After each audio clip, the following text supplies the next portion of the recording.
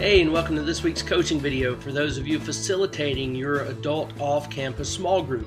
If you're facilitating one of Dayspring's adult off-campus small groups on the week of February the 14th, then this video is designed to help you get ready to do that. So I'm going to be sharing some things with you as it relates to the discussion guide that you're using. I'm going to give you a lot of extra things to think about and maybe some things to write down that aren't on your discussion guide. And these might be things that help you as you prepare to facilitate and then facilitate your group. So grab your handout. Let's look at it together, all right? Let me give you the big picture of what we're going to be dealing with here and kind of the content matter. This group discussion is a follow-up to the Sunday sermon. And in the Sunday sermon, we're finishing up our identity series. And we're finishing with the idea that I am an heir. That there is an inheritance that is coming to me from God, and He has promised that. And in the sermon, we talk in detail about what this means. Now, this particular group discussion that you're going to be doing complements that because you're going to be reading something that Jesus said, some verses that are going to be relatively familiar to you and the people in your group from Matthew chapter 6, and you're going to hear Jesus talk about how we need to prioritize the kingdom of God. I mean, if we are heirs of that kingdom, then it only stands to reason that we should prioritize that kingdom. And Jesus is going to say it in these terms, that we are to seek first His kingdom, that we seek His kingdom first. So this small group discussion that you're going to be facilitating is going to talk about what we prioritize and how we prioritize things. And it's going to help you and your group evaluate what you're prioritizing and what you are seeking first. Okay, so that's where you're headed with this. So let's look at the details. Discussion point number 1, you see, it points you to a Bible verse that you're going to read. That's going to connect you to the Sunday sermon. And then you're going to spend some time recapping what you heard in the Sunday sermon. So again, as the group facilitator, I say this every week, but you need to take some good notes during the Sunday sermon and have those available as you start this first discussion question, because this really sets the tone for the rest of the discussion. So if you and your group members can talk about what you heard, what you learned, what resonated with you, how you applied what you learned Sunday, and that's going to really get you going into the rest of the discussion. So that's discussion point number 1. Now discussion point number 2 is kind of your, it's the thing that's going to get you rolling into the discussion of the remainder of the content. And look at it, it's a question. It says, how can you tell what someone prizes the most in his or her life? What do they prize the most? What do they value the most? This is a question of priority. So how can you tell what somebody prizes the most? And really, I think here what you're going to find is there are 2 predominant answers that are going to surface. Money and time. Follow the money trail, and you'll follow what somebody is prioritizing and prizing in life. And look at the time that they spend. How do they spend their time? That's going to show you what they really care about and what they're really living for. Now, I think those are going to be the 2 predominant answers that are going to surface, but there's a third one really that you're listening for and where you're trying to guide people. You got money, you've got time, but you also have mental energy. What we think about really will show us what it is that we're prioritizing in life. And think of it in terms of worry. What we worry about probably shows us what we're living for to a degree, and that's what discussion point number 3 gets you to. Okay, so as you get to discussion point number 2, and you're saying, how can you tell what people really prize and prioritize? And somebody say, well, their money and their time. Once you kind of get to that area of worry, move on to discussion point number 3. If nobody ever gets there, then you just take them straight there. But look at discussion point number 3. It says, would you say that there's a correlation between A, how much someone prioritizes something, and B, how much time they spend worrying about it? Do you see a correlation between worry and priorities? And the answer, I believe, is yes. And it asks at the end of that, it says, give a personal example. Give a personal example of the things or thing that you worry about the most. And what I would encourage you to do as the group facilitator here is maybe lead the way if you can tell that folks aren't really prepared to answer that question yet. So like for me, for example, because I've been thinking about this as I look at this handout, I would say I probably worry the most about my kids. I mean, that if I think about the things that I worry about the most, it's my kids. their well-being, their health, the influences they have, school, all those things. So yeah, I would say that what I worry about is a pretty good reflection of something that I prioritize and value highly. Okay, so you've kind of got that whole thing going, and now that moves you into the Bible discussion portion of your group time. Look at it in discussion point number 4. It says, as heirs of God's kingdom, and of course that should make total sense in light of the Sunday sermon, as heirs of God's kingdom, we need to be intentional about making his kingdom our highest priority. And from there, you're going to read Matthew 6:25 through 34. And I'm not going to read that to you right now, but it's pretty familiar territory. If I did read it, you would hear, when Jesus says, don't worry about your life, look at the birds of the air, all of these things, look at the flowers of the field. And Jesus is telling us not to worry about this life. And then he tells us to seek first his kingdom. Now, what you'll see here, you've kind of got a 2-point outline, if you will, and discussion points number 5 and 6. Look at that. It says there are a couple of basic truths. I'm reading discussion point number 5. There are a couple of basic truths that Jesus teaches here. One is that we should worry a lot less about our lives. And you notice that's underlined. The second point you see down in discussion point number 6 is that Jesus teaches us that we should, quote unquote, worry more about the things of God's kingdom. So really, that's the 2 basic things Jesus is saying. Quit worrying so much about this. Worry more about this. Now, I put the word worry in quote marks there because he's not really saying to worry. So I'm using worry in the sense of put your mind and your energy there. Don't put it so much here. Put it here. That's what Jesus is teaching us. Don't worry so much about the things of the earth and your lives here on earth. Worry more about the kingdom. Seek that first. Now, let me spend some time with you here in discussion point number 5, okay? Because this is asking for some specific answers that you're looking for, and I'm about to load your wagon with some, all right? These I've already thought through them, and you may find more and better answers, but I'm going to go ahead and give you these now so that you as the group leader can have some really good answers and some supporting Bible verses to use with them, okay? So look at discussion point number 5. It says there are a couple of basic truths Jesus teaches here. One is that we should worry a lot less about our lives. Now here it is. It says, really comb over Jesus' words again. That's verses 25 through 34. Really comb over those verses again and find and look for 4 or 5 different reasons why Jesus teaches us that we shouldn't worry about our lives. It says compile a list of 4 or 5 reasons Jesus says we shouldn't worry. Now, let me give you the list that I've come up with here, okay? Number 1 reason that we don't need to worry is because as we work, God provides.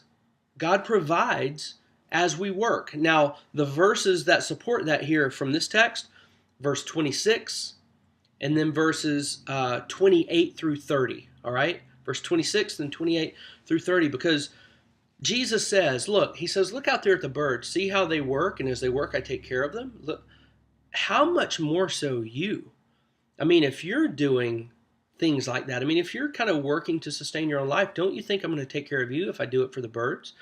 So that's one thing that I see here. One reason I don't need to worry is because as I go through my life, I am working, and God shows me that as we work, God provides. And I'll tell you a great cross-reference passage here that you can utilize at this point. 2 Thessalonians chapter 3, verses 6 through 12. So 2 Thessalonians 3, 6 through 12 shows us that as we work, God's going to provide. So we really don't need to worry. Here's a second thing to put on your list. Number 2 is that worry is counterproductive. Worry is a bad tactical move, if you will. And you find that in verse 27 of our primary text here. When Jesus said, who of you by worrying can add a single hour to your life? And kind of the implication there is that worry, not only does it not add time to our life, it's taking away time from our life. We are spending precious moments that we could be doing valuable things. Instead, we're using it worrying. So a second reason Jesus tells us not to worry is because it's counterproductive, all right? It's a bad decision to make. And here's some other great verses, again, some supporting verses maybe you could could look at to support this.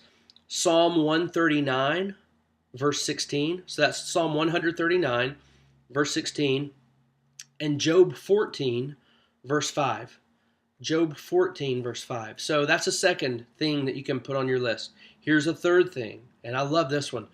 The third reason we don't need to worry is because our God is alive and well, all right? Our God is alive and well. And let me tell you where I'm finding this in this passage. Verses 31 and 32, all right? Verses 31 and 32. Because Jesus says, don't worry about this and don't worry about that. He says, that's what the pagans do. And here's something that's going to be really good for you to have as a facilitator. The word pagan, when you read it in the New Testament, here's how you need to start thinking when you hear pagan. Pagan was a general term that was used by the New Testament writers to refer to those who didn't believe in the God of Israel. In other words, they believed in other gods, false gods, what you and I would call idols, okay? So when the Bible speaks of those pagans, it's speaking of people who were idol worshipers. And think about an idol, okay? If you go to an idol and you ask it for help, what kind of response are you going to get from an idol? A non-response. You know why? Because it's not alive. It's not living. What Jesus is reminding us is this. Our God is not like that. They have gods that don't move, that don't breathe, that don't think. They have gods that are non-living. Our God, on the other hand, is alive, and he's alive and well. So really, I don't need to worry because I have a God I can interact with and I can make petitions to and request things. And unlike the gods of other people, my God hears me and can respond and will respond. All right? Here's a fourth thing for your list. Number 4. We need not worry because worry is a downward spiral. Okay? It spirals downward. Now, I said earlier on my list that worry is counterproductive. It's a waste of time. In fact, maybe that's a better way to say that second one. Worry is a waste of time. On this one, this is a little different. I'm saying worry is a downward spiral. Think of it like this. Worry amplifies itself and builds upon itself. It builds worry upon worry. And here's where I'm seeing this. In verse 34, Jesus said, don't worry about tomorrow, because tomorrow is going to worry about itself. Each day has enough trouble of its own. So think about that. If I'm worrying about today, today has trouble. And you know what? That trouble, those things that are troublesome are still going to be there tomorrow. And guess what? Tomorrow. So now if I'm worrying about tomorrow, I'm adding a new set of worries on top of this worry. The next day, there's going to be a whole new set of worries. Now I'm going to pile it on top of that, on top of that, on top of that. So worry is it is a downward spiral. It's like compounding interest. So Jesus says, just don't do it. Don't pay that price because it's going to keep piling up. That's not a game you want to start playing. And now here's a fifth thing. A fifth reason that I see here in the text why we don't need to worry is because, number 5, because God knows how precious life is. God is fully aware of how precious life is. And I'll tell you where I see that is in verse 25 of the text. Jesus says, therefore I tell you, don't worry about your life, what you'll eat, what you'll drink. Don't worry about your body or what you'll wear. Then he asks this question, listen, is not life more important than food? And is not the body more important than clothes? Here's a cool little tidbit for you to know. And this is a bonus for you for being a facilitator. You get to learn this. In the Greek language in which the New Testament was written, there were 3 ways that you could pose a question.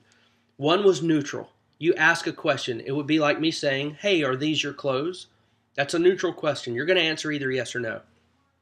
There was another way that the question could be formed in the Greek language that was a negative form of the question. In other words, I'm going to ask a question where I'm basically leading you to say no. I might say it this way. You're not going to wear that, are you? You see what I'm doing? I'm leading you to the no answer.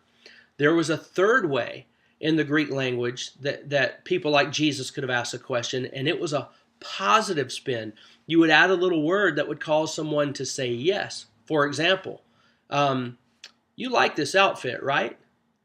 You see, you can tell that I'm trying to lead you to the answer, which is yes. When Jesus asked this question in verse 25, he's doing that positive yes answer kind of a way. And you can hear it in our translation. He says, Is not life more important than food?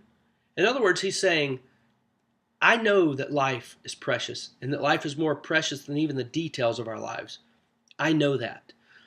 If God is aware of how precious life is, then we really don't need to worry about it, right? So what I've done here for you is I've just listed 5 reasons straight out of your text. And while Jesus is showing us that we really don't need to worry, that we don't need to use our time and our mental energy worrying. And he gives us 5 good reasons. And of course, the whole point is, Jesus is showing us that we should worry a lot less about our lives here.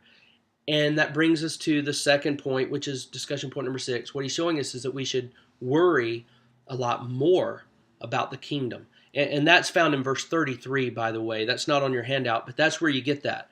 He says all this stuff, don't worry about this, don't worry about that, and there are all these good reasons why you don't need to worry. So instead, verse 33, seek first. Put your mind there, the kingdom of God. Seek that first. Let all this other stuff fall into place.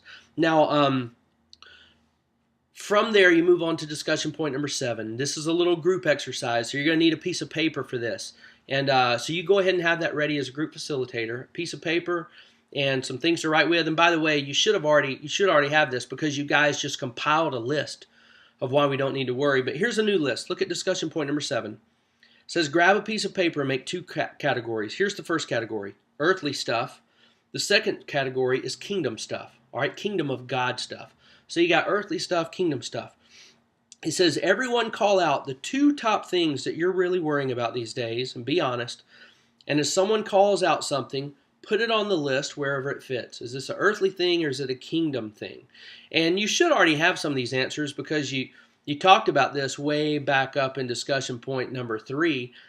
Give some examples of the stuff you worry the most about. But really what you're doing here is you're trying to compile a list and show what are the things that we are worrying about. Where are we putting our mind and our mental energy? Because what this is showing us, remember, what this is showing us is what we are prioritizing.